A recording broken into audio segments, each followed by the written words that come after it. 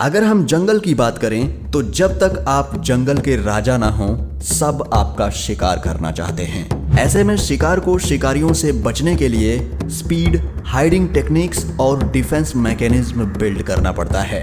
हमारे प्रकृति में ऐसा ही एक अनोखा जानवर है जिसने समय के साथ विकसित होकर अपना खुद का डिफेंस मैकेनिज्म बना लिया है।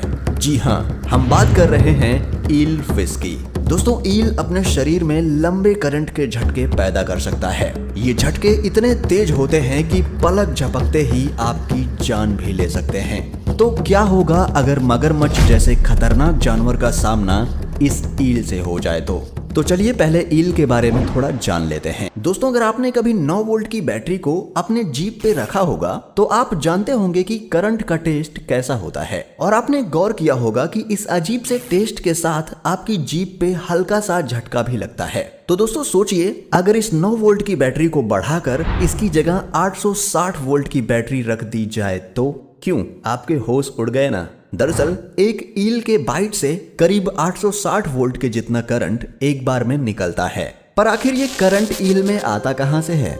इलेक्ट्रोफोरस इलेक्ट्रिकस, जिसे हम ईल के नाम से जानते हैं, ये बहुत ही विचित्र प्राणी है। दोस्तों, भले ही इनके नाम में ईल आता है और ये ईल जैसे दिखते हैं, मगर ये ईल बिल्कुल भी नहीं है। दरअसल ये नाइफ फिश के जिम्नोटेफॉर्मिस नाम के फैमिली का हिस्सा है, और ये मछली ईल के कंपैरिजन में कैट फिश से ज्यादा सिमिलर मानी जाती है। दोस्तों, हाल ही में 2019 में ऐसा माना जा रहा था कि ईल की ये स्पीसीज विलुप्त होने की कगार पर हैं, क्योंकि पूरी दुनिया में इनकी सिर्फ एक ही स्पीसीज बाकी रह गई थी। पर कुछ ही समय बाद साइंटिस्ट्स ने ईल की 2 और नई स्पीसीज खोज निकाली, जो कि हैं इलेक्ट्रोफोरस वॉरी और इलेक्ट्रोफोरस वोल्टाई।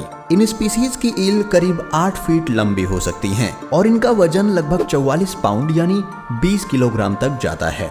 दोस्तों, इलेक्ट्रिक ईल ज्यादातर साउथ अमेरिका के नॉर्थ ईस्ट रीजन में देखने को मिलती हैं, और ये अमेज़न और ओरिनोको नदी के तट पर भी देखने को मिलती हैं। इलेक्ट्रिक ईल ज्यादातर उथले पानी में छुप कर वार करना पसंद करती हैं।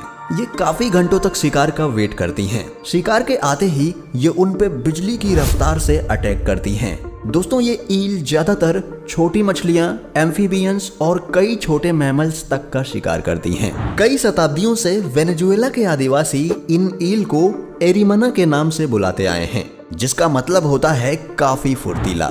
ये आदिवासी इस ईल को पकड़ने के लिए एक तकनीक का इस्तेमाल करते हैं, जिसमें ये घोड़ों को उस उथले पानी में ले जाते हैं जहां वो ईल होती है, और जोर जोर से उन घोड़ों को उस पानी में कूदवाते हैं, जिससे मिट्टी में छुपी हुई ईल पानी के सतह पर आ जाती है, जिसके बाद ये आदिवासी इन्हें पकड़ लेते हैं। दोस्तों, इस टेक्निक का आविष्कार पर्शिया के एक्सप्लोरर अलेक्जेंडर वॉन हुम्बोल्ट ने किया था, जो कि 8वीं सदी में इस ईल से काफी प्रभावित हुए थे।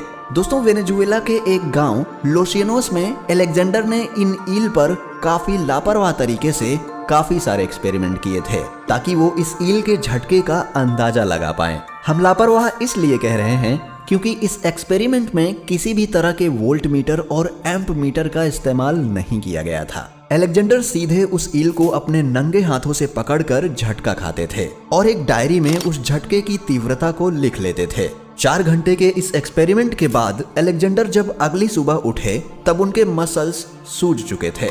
दोस्तों, भले ही इस इलेक्ट्रिक ईल की खोज काफी पहले हो चुकी थी, पर साइंटिस्ट को यह पता लगाने में काफी टाइम लग गया कि आखिर ये ईल इतनी भारी मात्रा में इतना करंट पैदा कैसे करती है। दरअसल ईल के इस जादुई करंट का राज उनकी बॉडी के 3 मेन ऑर्गन्स में छुपा हुआ है। दोस्तों, ईल के एब्डोमेन और टेल में हजारों लाखों मॉडिफाइड मसल सेल्स होते हैं, जिन्हें इलेक्ट्रोसाइट्स कहा जाता है।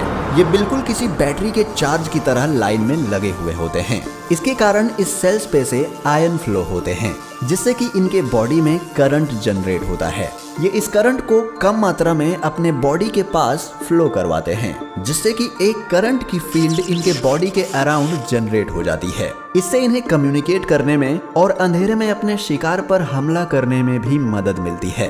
तो आखिर ये ईल इस करंट से शिकार या अपना बचाव कैसे करती हैं? तो दोस्तों, इलेक्ट्रिक ईल को जब भी पानी में हलचल महसूस होती है तो ये अपने आप को तुरंत चार्ज कर लेती हैं और करंट के 2-3 झटके अपने आसपास के इलाके में मारती हैं। ये झटके 860 वोल्ट तक के होते हैं। जो कि शिकार को सीधा किसी टीजर गन की तरह जाकर लगते हैं, जिससे शिकार का नर्वस सिस्टम काम करना बंद कर देता है और ये शिकार पानी में तड़पने लगता है, जिससे कि पानी में वेव्स जनरेट होती हैं और ईल को पता चल जाता है कि शिकार कहाँ छुपा हुआ है।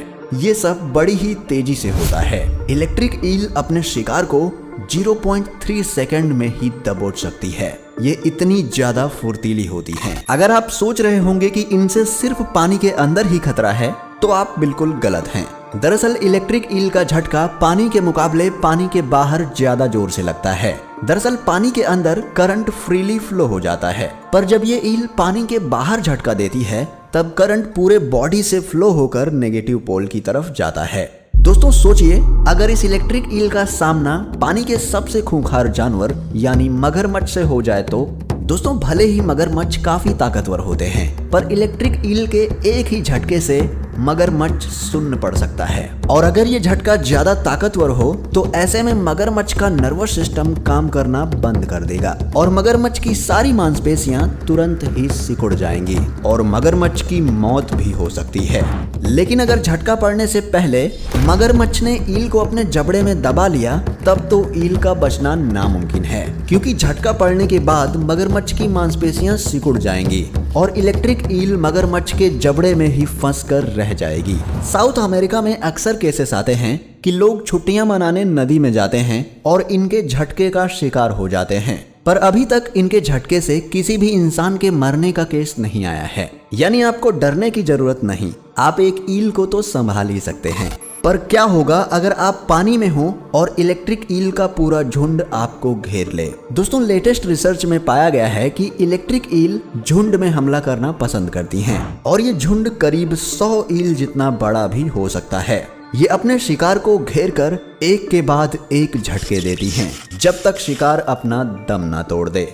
तो दोस्तों आज की वीडियो बस यहीं तक। हमें कमेंट सेक्शन में लिखकर जरूर बताना कि आपको ये वीडियो कैसी लगी। और दोस्तों हम बहुत ही नजदीक हैं 1.6 मिलियन हिट करने के, तो सब्सक्राइब बटन जरूर दबाइएगा और ऐसे ही अपना सपोर्ट बनाए रखिए। मिलते हैं आपसे अगली वीडियो में, तब तक के लिए नमस्कार, जय हिंद।